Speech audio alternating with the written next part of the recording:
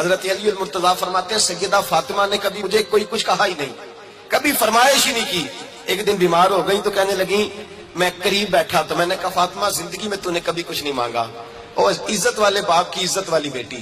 میرا دل کرتا ہے کوئی فرمائش تو کرنا۔ تو حضرت فاطمہ کہنے لگی علی اگر ایک انار مل جائے نا، اگر ایک، میرا دل کر رہا ہے اگر ایک انار مل جائے، ایک انار مل جائے تو طبیعت چاہ رہی ہے انار کھانے کو۔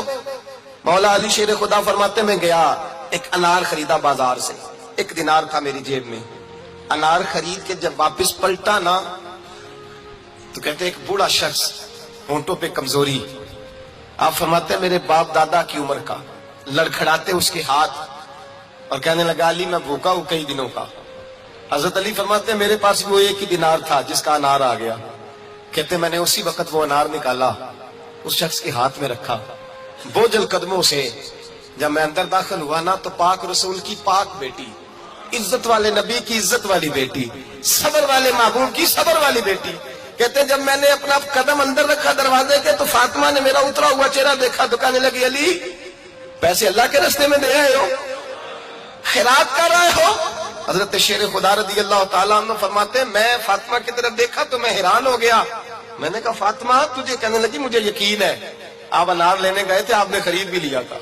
اور مجھے پتا ہے علی میرے ساتھ بے وفائی ہو ہی نہیں سکتی، یہ کسی سوالی نے مانگ لیا ہوگا، علی آ جا،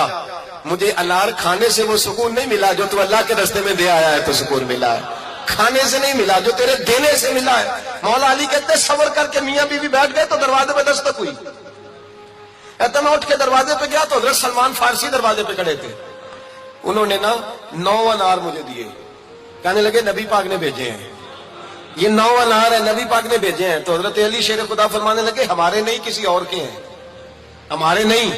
کسی پڑوسی کے ہیں، دائیں بائیں دیکھ رہے، کہنے لگے نہیں تمہارے ہی ہیں، فرمانے لگے نہیں میرے ہوتے تو 10 ہوتے، اس لیے کہ اللہ فرماتا ہے من جاء بالحسنۃ فلہ عشر امثالھا، تم ایک نیکی کرو گے میں 10 کا اجر عطا کروں گا۔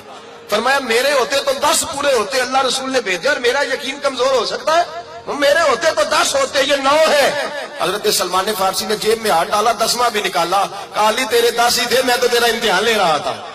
10 ہی تھے تیرے۔ یقین کی دولت زنجیریں کاٹ دیتی، یقین کی دولت انسان کو نواز دیتی۔ جب تو لڑکھڑاتا ہوا آیا ہے، میرے نبی پاک نے فرمایا یوں نہ کہا کر کے یا اللہ چاہے تو دے چاہے تو نہ دے، جب مالک سے مانگ تو کہا کر یا اللہ تجھی سے مانگنا ہے، میں لے کے اٹھوں گا، تو مجھے دے گا، فرمایا جتنا تیرا یقین کامل ہوگا اتنا ہی اللہ تجھے جھولی بھر کے عطا فرمائے گا۔